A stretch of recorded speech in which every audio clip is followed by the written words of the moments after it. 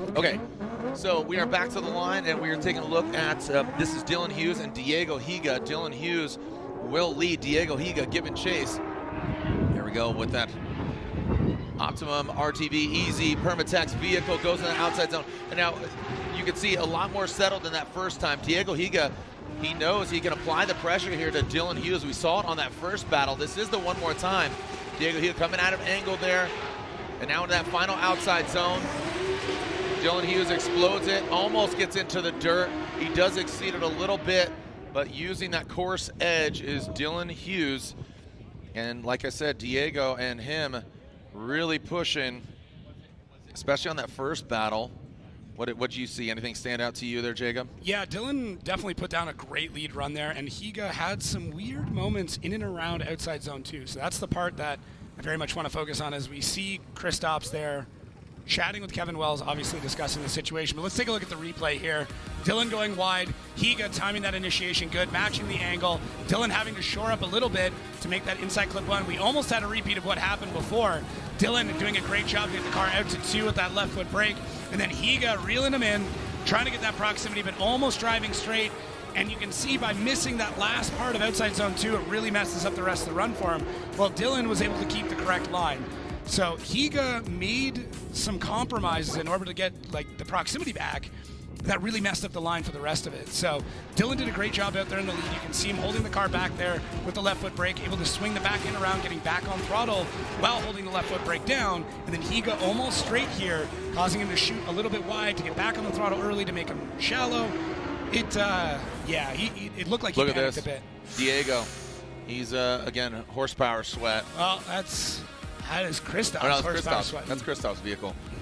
Wow. So that's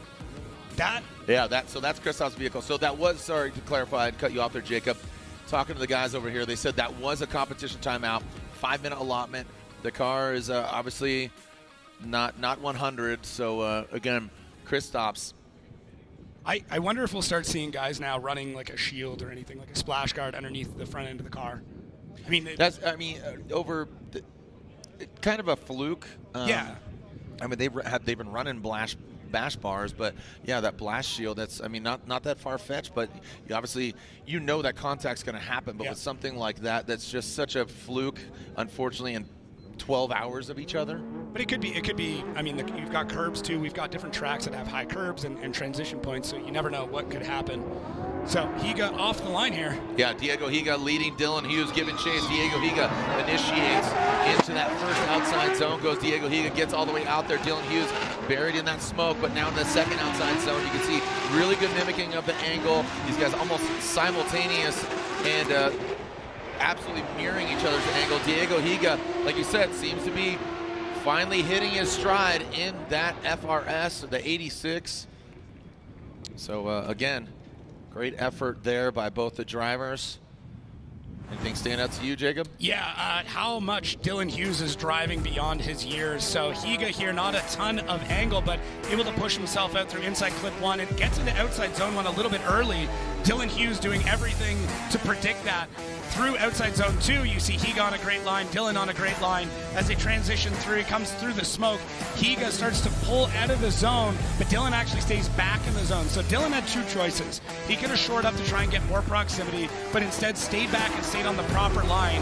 Well, Higa started to push out, and I'm going to predict here, we're going to see guys doing this a little bit more as they realize how important line is, even in the chase. So Higa through 2, everything looks good. Dylan comes out a little bit early, gets the sight, sits back in the zone, and watch Higa pull out of the zone while Dylan sits there. All right, so a lot between these two guys. Yeah. Neither the tidiest of the driving, but it's not easy being a judge. These guys scrutinizing each of these runs. There's Brian Eggert most closely to you, Ryan Lontaine in the middle, Robin Ishii in the middle. Jacob, myself out back here, thank you for joining us and tuning in. Tell everybody we are live around the world. Round 7 of the Formula Jet Pro Championship, presented by Type S and AutoZone. We call this elevated, obviously given the location. So slide them left for Hughes, right for Diego Higa. Dylan Hughes gets 1 vote, 2 votes. Dylan Hughes gets the win. Congratulations to him, Diego Higa. And again, the internet blowing up here. That Permatex Optimum RTV Brazilian fans, they are absolutely ravenous for their fellow Brazilian drivers. Diego, great driving, but Dylan